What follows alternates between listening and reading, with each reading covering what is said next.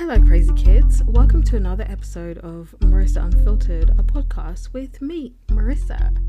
Welcome to episode 3. I'm really pleased with the way the first 2 episodes came out, despite the fact that I had to re-record and re-upload the very first episode due to some audio issues. I don't know exactly what happened, and I couldn't figure out whether it was an issue with the microphone I was using or like what the issue was, but I was able to successfully re-record it and upload it hopefully by the time this one's up. Yeah, but I'm really pleased with the way they turned out in terms of, like, I didn't feel too nervous or anything. I didn't feel, and I was able to concisely discuss the things that I wanted to discuss. I think the only downside maybe with the first episode, if I were to redo it again, which at this point I'm not going to, I would probably dig a bit deeper into TMZ because there was so much stuff that I missed out. And I guess that's one of the things that I'm going to learn as I continue to do this, which is how much information is too much. Like where do I leave things out? And it's still a learning curve for me, so hopefully with time I'm gonna get a better idea of, exactly what I can leave out and what I can put in. It's basically just in order to make it interesting to me. There was so much more stuff that I wanted to add in, especially to the TMZ episode, but I was like, oh, that's just gonna, that just is boring, so let me not put that in. But at the same time, somebody else might find all of that interesting, so I guess with time we'll see. Just a quick check-in in terms of health, mental health. I guess mental health is great. Physical health, I just feel really run down this week. I feel under the weather, like I'm coming down with something. So hopefully my energy is irradiating because I don't have a lot of it at the moment. And I'm gonna do my best to get through this episode and not sound like I'm about to die. I don't know exactly what it is that happened, because at the beginning of last week I was doing great, I felt great, and then I ate pineapple. I may be allergic to pineapple. I'm still assessing the situation, which basically means I'm going to continue eating pineapple to see if I'm actually allergic to it or not, because I actually do like it. But after I ate it a couple days ago, I've had a sore throat and all sorts of stuff. So I guess the jury's still out on whether I'm allergic or not, but that's that. Great news though. The woman who I talked about at the top of the last episode, who had her allotment salted, I mentioned that she had a GoFundMe and everything, and she went viral on social media. I saw her on Twitter and TikTok, and she ended up raising over £240,000 on her GoFundMe, and people were still donating. I checked a couple of days ago and people were still donating, so that's great. Hopefully she can get the ruined soil removed because she's not able to plant on it, and invest in some security so that nothing like this happens again. But most importantly, I hope that she's able to continue to help those in need, because that's the whole point of what she was doing. They still don't know who did it, but I still hope that they get their asses beat. I haven't changed my mind on that. So we're not going to talk about anything in the news this week. I couldn't find anything that I really felt like discussing. So we're just going to go straight into the main topic of the show. This week we're talking about Forbes. I actually was going to talk about passport bros in this episode, but honestly I gave up halfway through. I actually have a list of topics that it's either stuff that I've done research into because I'm a little curious cat, or stuff that I want to look into, and so I just wrote them all in a list. And so when I decided not to do the topic that I wanted to do this week, I just went and found something else.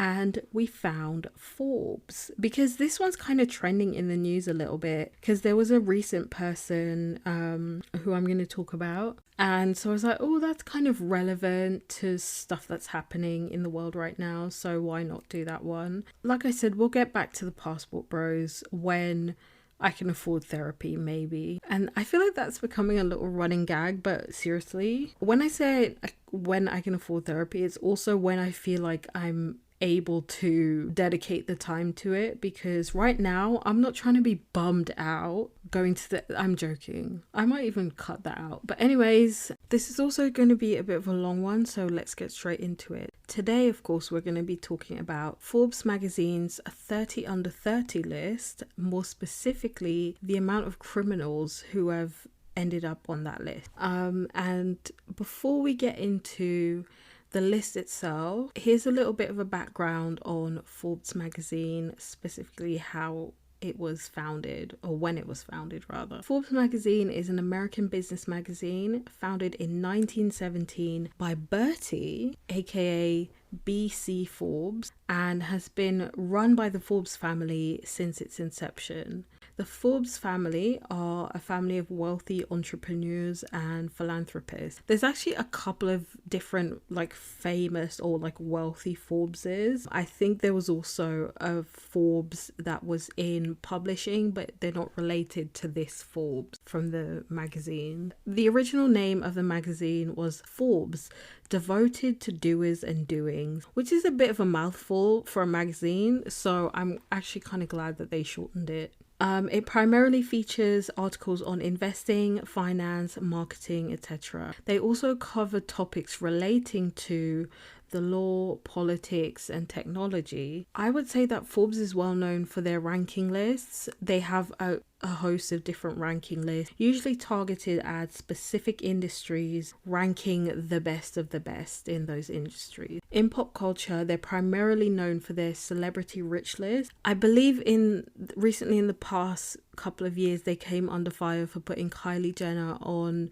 at the top of their self-made billionaire ranking, and people were like, what the fuck, because she's not self-made. But they're known for those lists basically. So yes, in pop culture, they're primarily known for their celebrity rich list, as well as the world's most powerful women and world's most powerful people list. In recent years, they've become known for their 30 under 30 list. And by the way, when I say they've become known, I'm talking about people who aren't in the business world.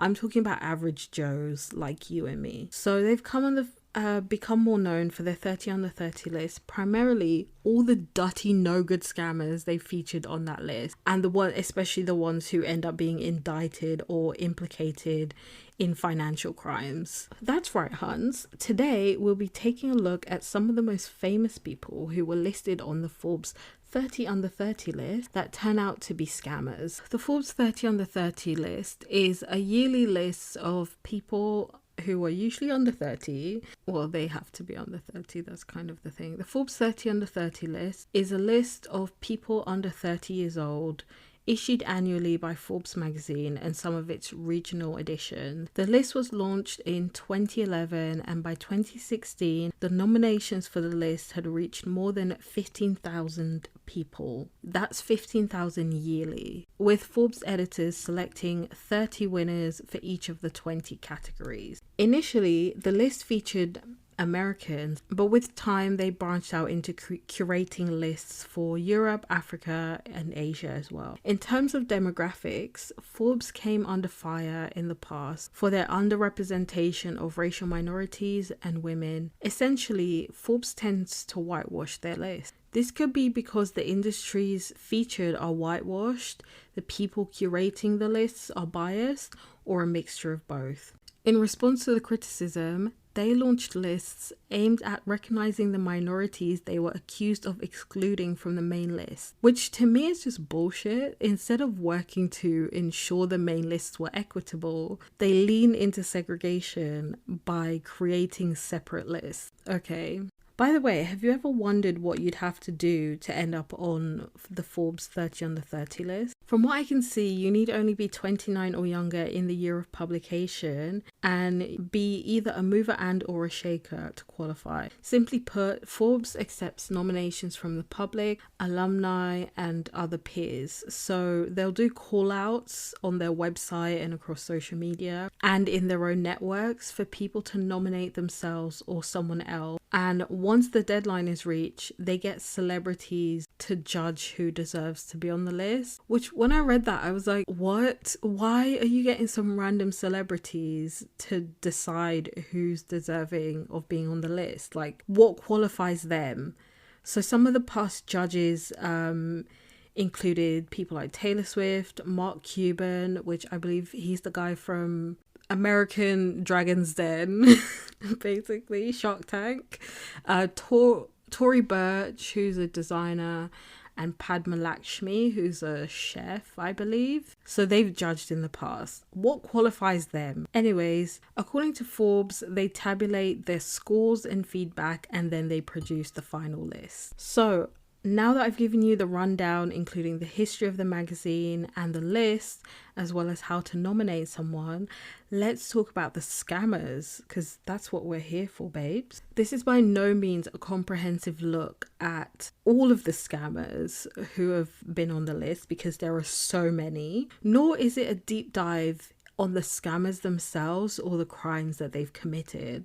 Each of these people that I'm about to talk about, they are worthy in terms of the mountain of just shitty things that they've done, of having their own episodes, and I don't really want to give them that much time. So I tried to break it down into the most relevant things that I think they've done. Some of them are just bland, boring, punchable people, and that's all they'll ever be. So the first person we're going to talk about today is Martin Shkreli. And this guy is such a fucking dickhead. Like, he just looks punchable.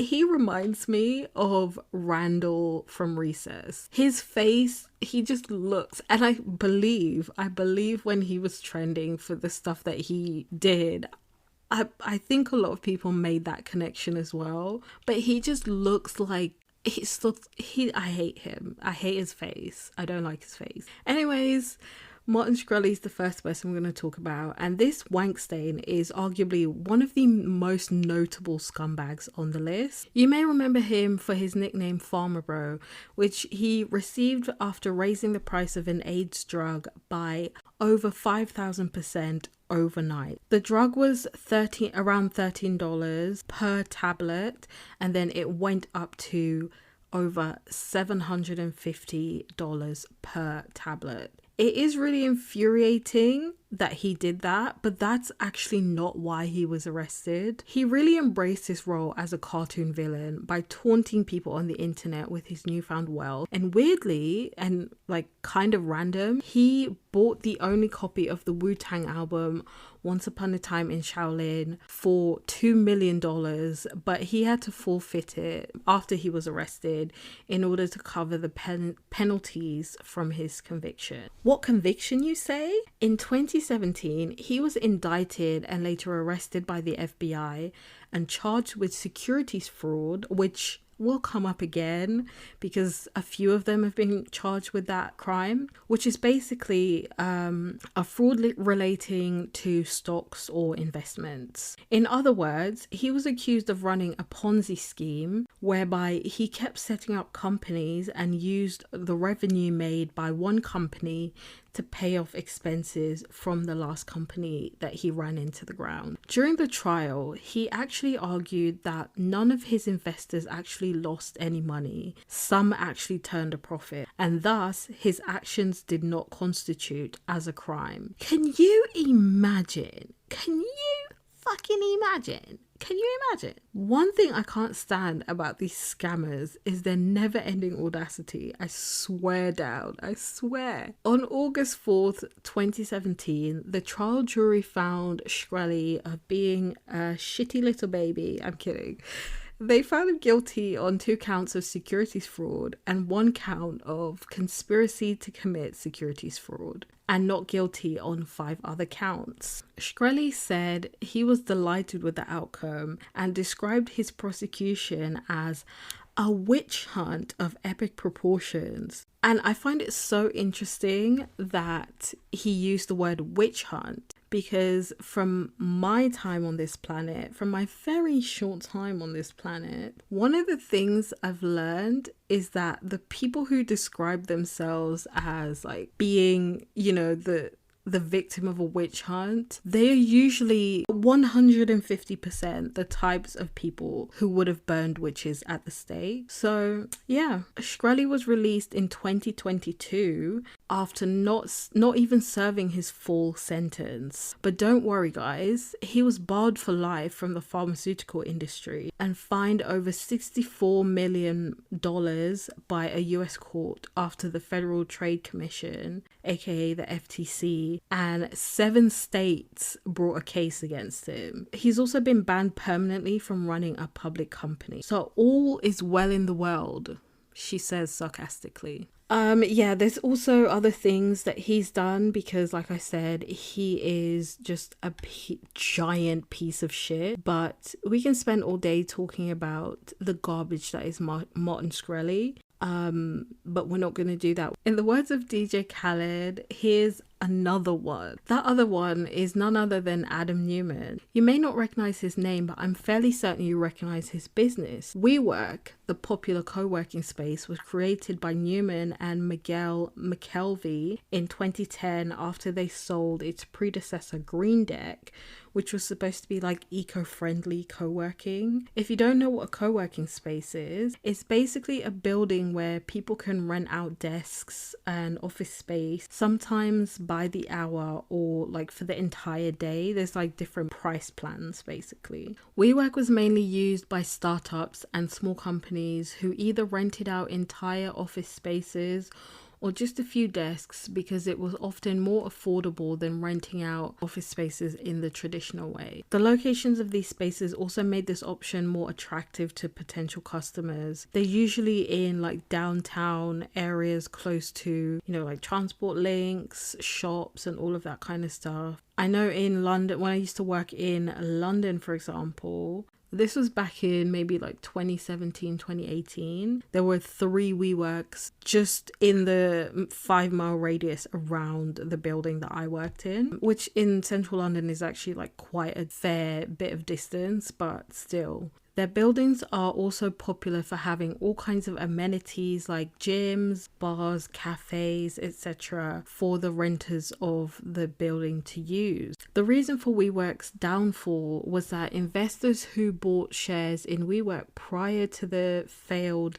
IPO, which is their initial public offering, which is basically what they do when they're about to open their business up for trading to the public. Before that, they were a private company. The investors filed a class action lawsuit against WeWork and SoftBank, which was a major investor in WeWork. The investors alleged that WeWork downplayed their losses and overhyped their gains in its business plan. There was a limited series actually starring Jared Leto and Anne Hathaway. I love me some Anne Hathaway, but I couldn't finish that series because of how uncomfortable Jared Leto makes me. I cannot bear to watch anything he's in, even though I was a huge fan of 30 Seconds to Mars growing up, and sometimes I still listen to them. If you love dramatic retellings of real life events, the series is called We Crashed, and you can find it, I believe, on Apple TV, but let's be real, who's watching anything on Apple TV? I didn't watch it on Apple TV. There's other places on the internet you can watch it, I'm sure. But you didn't hear that from me though. Back to Neumann. Although he wasn't as public as Shkreli was, and I find it so hard saying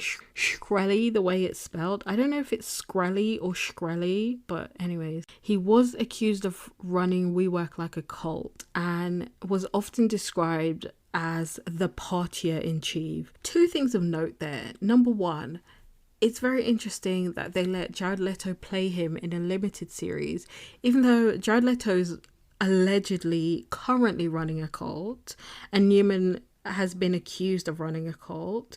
And in the bit of the series that I watched, he did have that kind of like disgusting air about him that a lot of cult leaders do. And I think that's part of the reason why I never finished that series.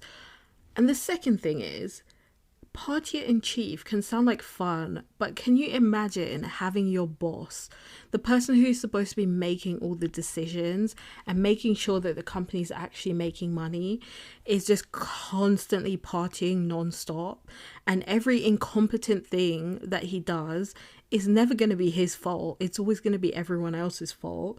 But he just gets to party the day away while everybody else is just stressed out about their future. I would hate to work there. That sounds like torture. Apparently, he was also obsessed with becoming immortal, which I'm sure I would have learned more about if I actually finished watching We Crashed. Allegedly, he also used to do things like walk around the office barefoot and jump on desks and conference tables and yell. Some employees said that leaving WeWork was akin to leaving Jonestown or Waco, in that there's always new believers ready to take your place. And if you don't know, Jonestown was a cult founded by Jim Jones, and Waco, I can't remember the guy who was in charge of Waco, but yeah, those are two cults that had quite deadly outcomes because the leaders decided it was not enough to kill themselves when they were foiled.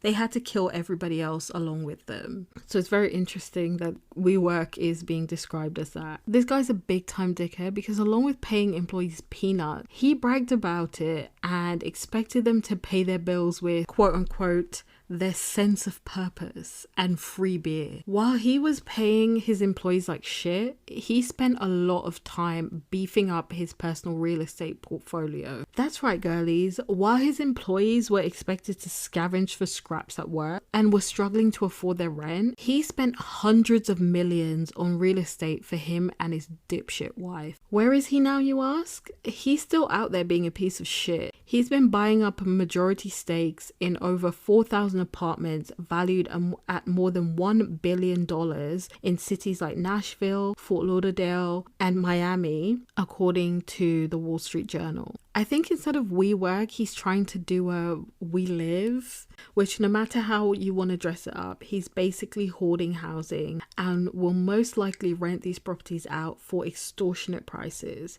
Fuck landlords.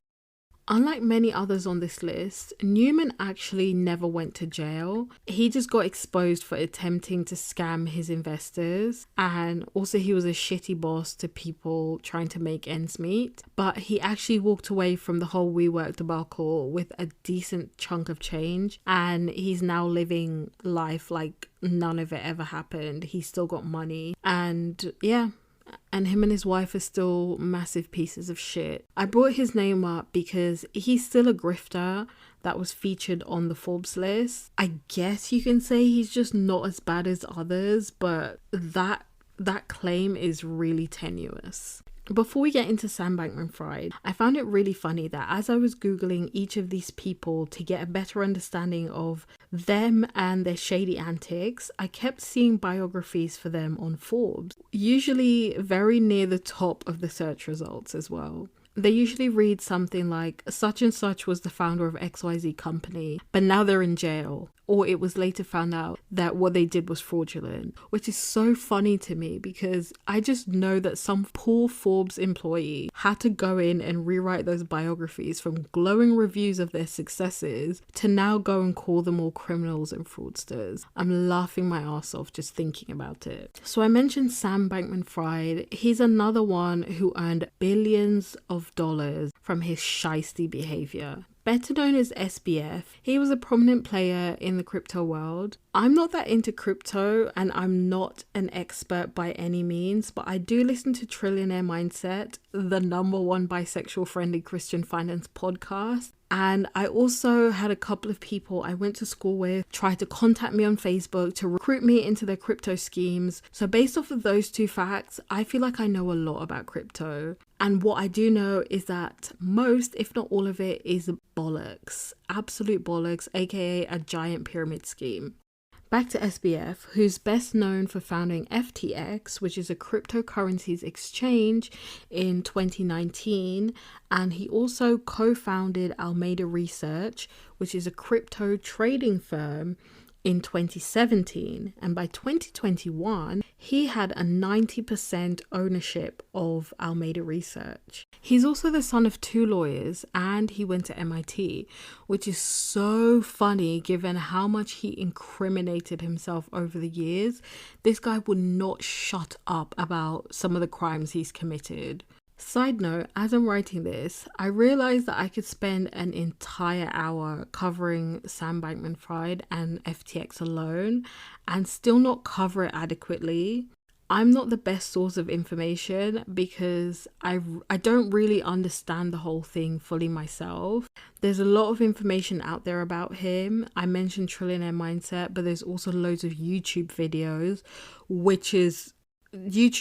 of him incriminating himself, as well as people talking about him incriminating himself and some of his other crimes and other things that he was implicated in. The thing about FTX is that they had a lot of celebrities promoting them over the years, including blockhead Tom Brady, which fuck him, I cannot stand his face, Larry David, Steph Curry, Shaq, and even Naomi Osaka. Other cryptocurrencies have done that too, but not in the same way, and they've not had the same caliber of celebrities as FTX.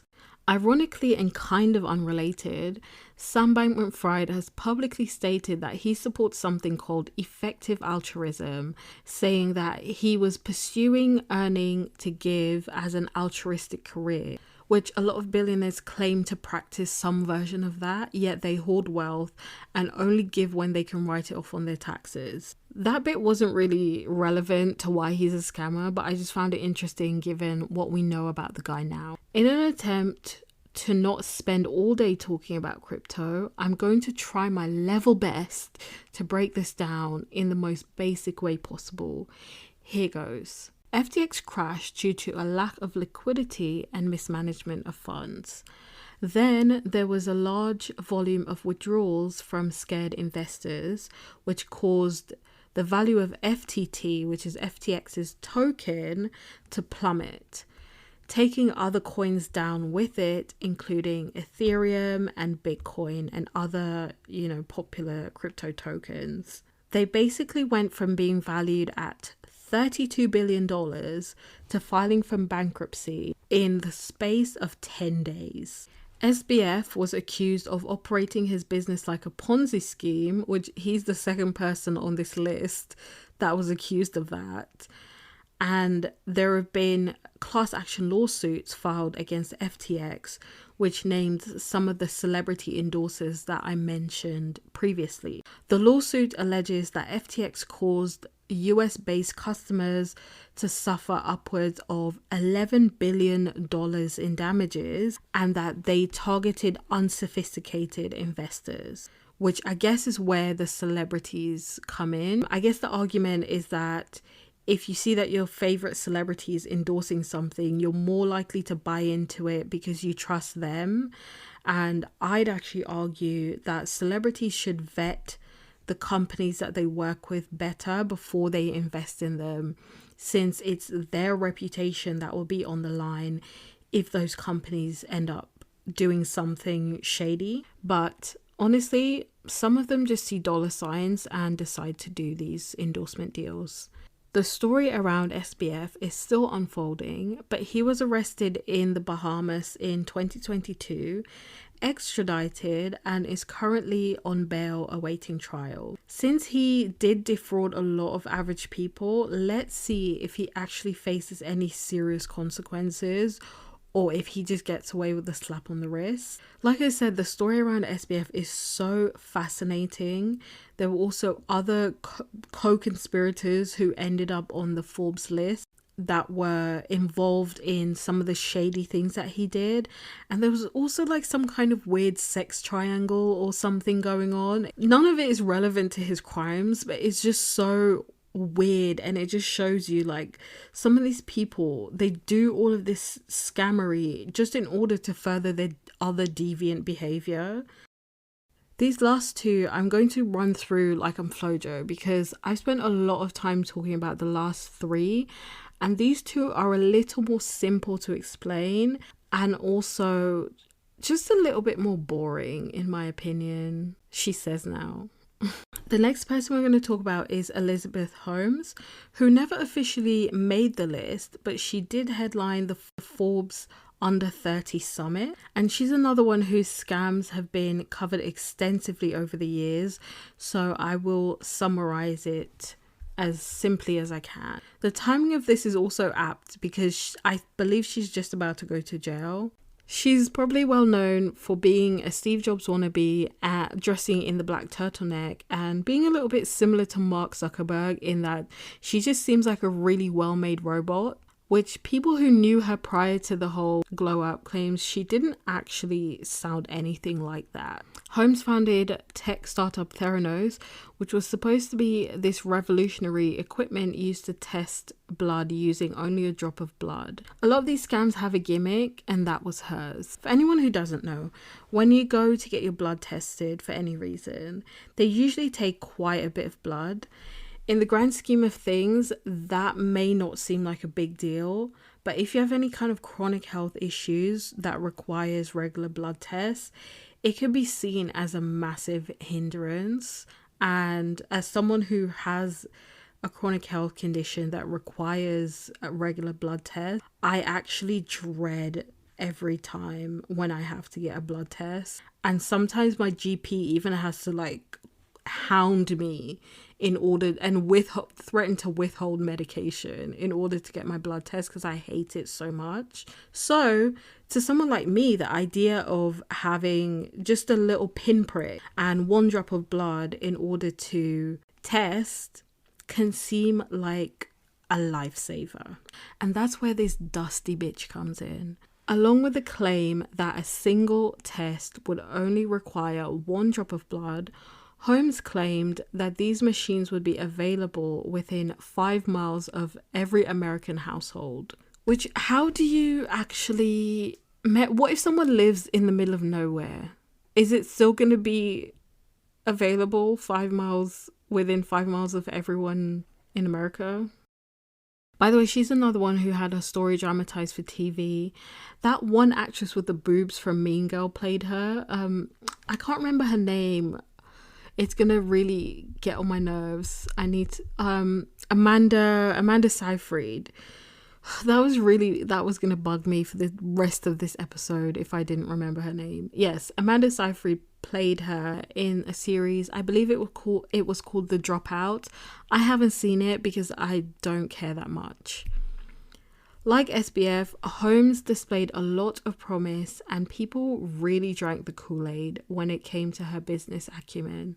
And she also came from quite a well-off and well-connected family. She even had the backing of people like Dobby impersonator Rupert Murdoch, and Walgreens also invested heavily in her business. And she had people like Jim Mattis, who is a former US Secretary of Defense, and Henry Kissinger, a former US Secretary of State, on her board of directors.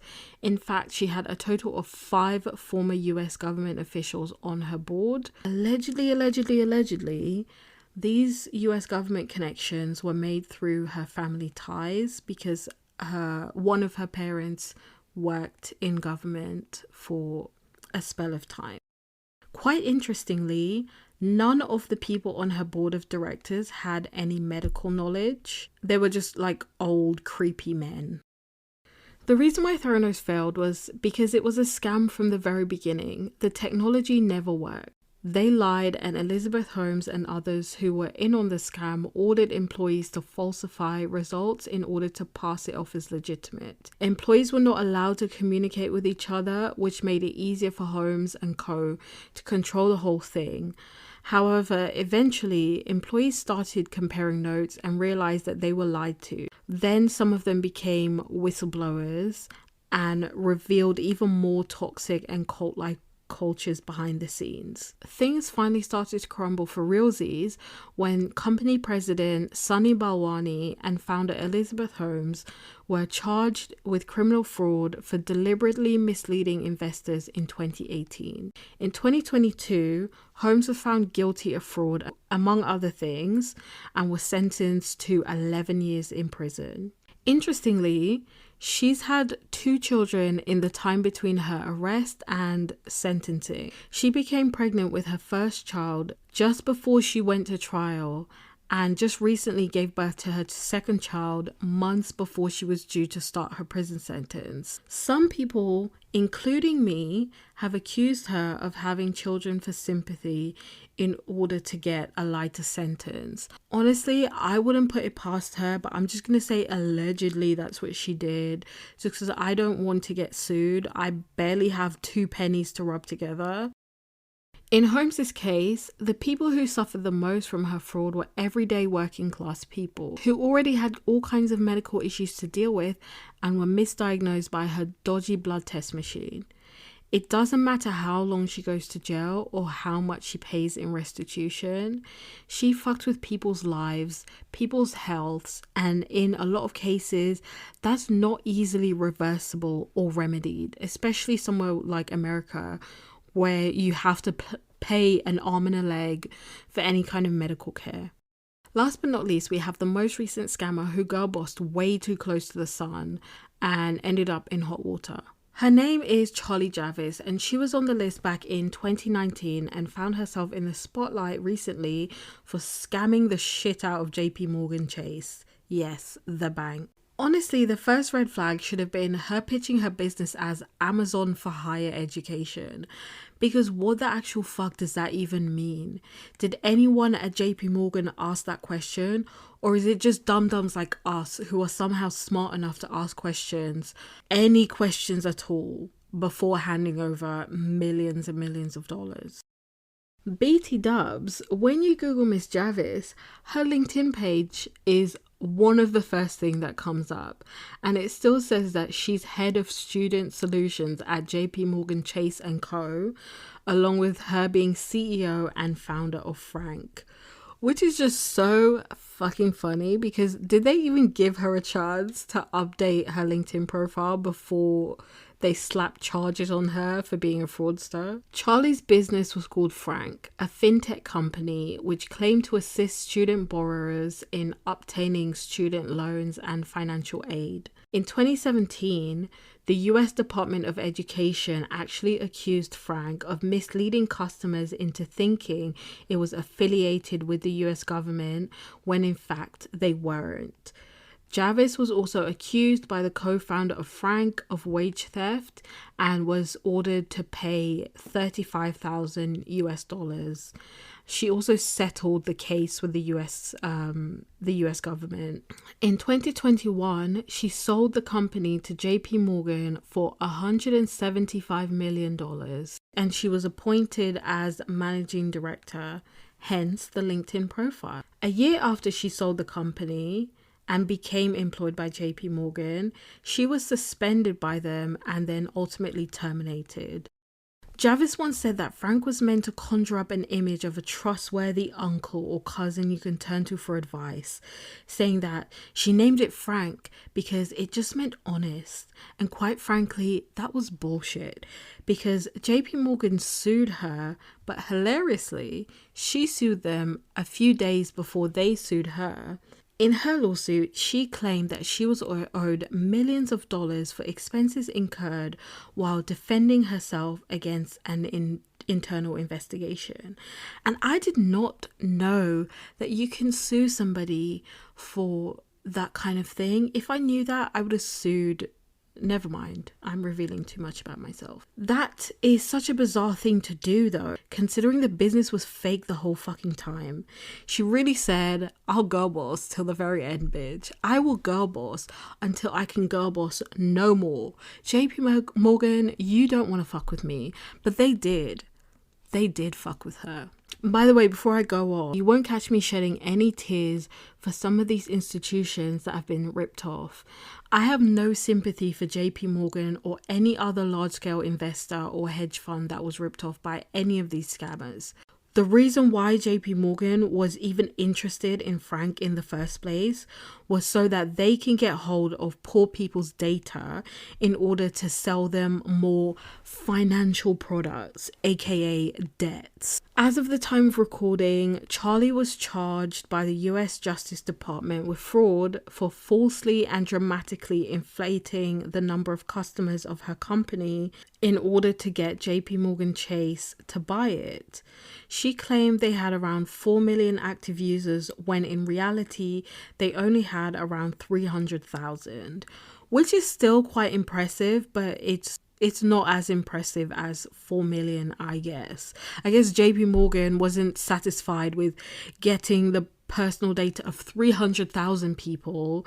They wanted the data of 4 million people to scam. And the only reason why they found out, by the way, that the information that she provided was false was when they actually got hold of the list and they started sending out the emails. They started doing mail outs, and then that's how they realized, because they got loads of bounce backs. Like, imagine someone working at JP Morgan and they're just like firing up their MailChimp and they're like, oh, let me go and or what's the other one I used to use for work? .digital. Can you imagine someone firing up MailChimp or .digital and they're like, oh, let me send out all these emails, get all this personal information from poor people, and then it turns out that the majority of them were fake. That put a smile on my face, honestly.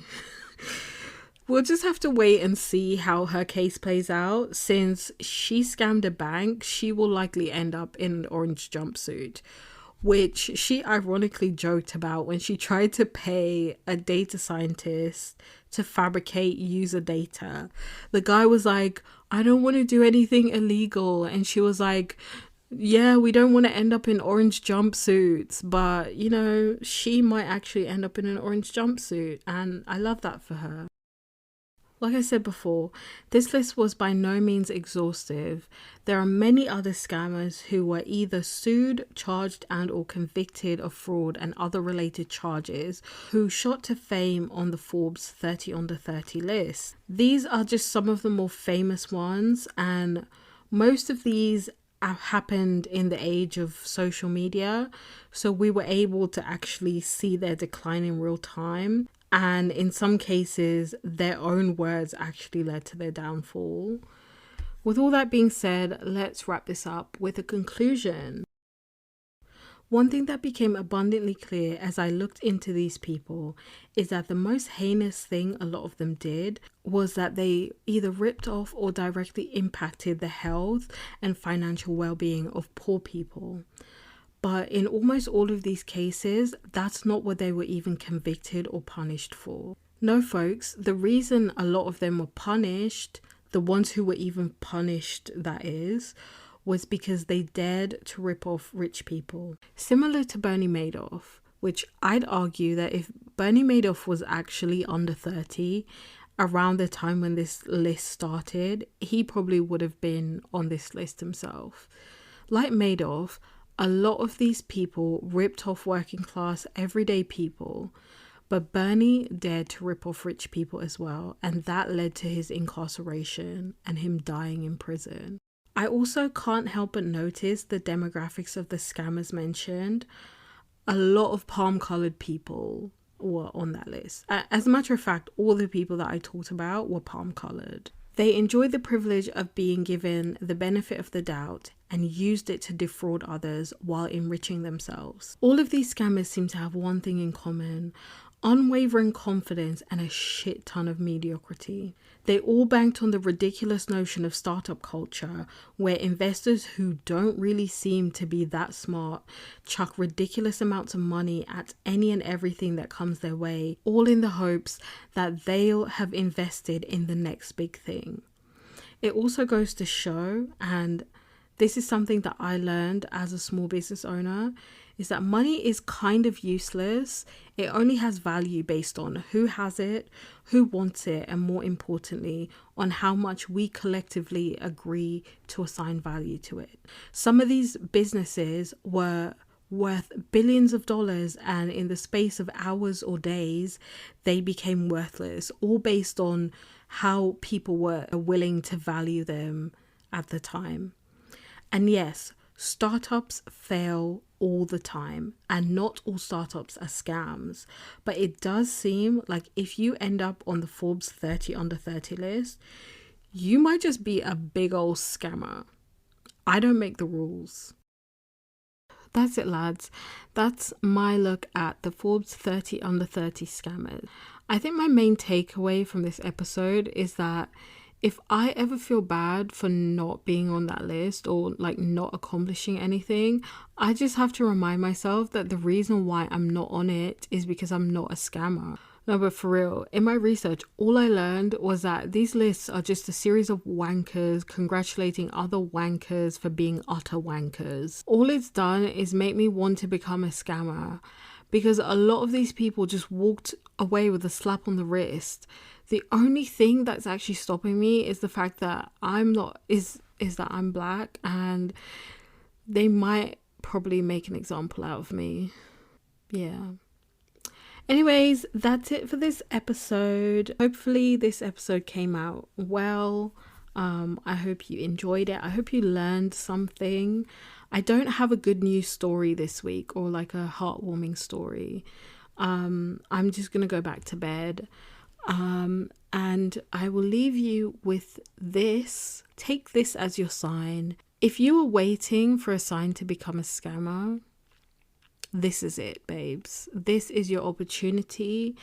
Go forth and scam, because the scammers seem to be winning, and I am often annoyed because the only thing stopping me from being a big old scammer is that I have a conscience. And as soon as I stop having a conscience, as soon as I overcome the obstacle that is my conscience, I will also be scamming people. All jokes aside, I hope you have a wonderful rest of your day or evening whenever you're listening to this. I hope you drink some water. I hope you go outside and get some fresh air. Tell someone you love them, or give someone a hug that you appreciate and care about. And yeah, goodbye.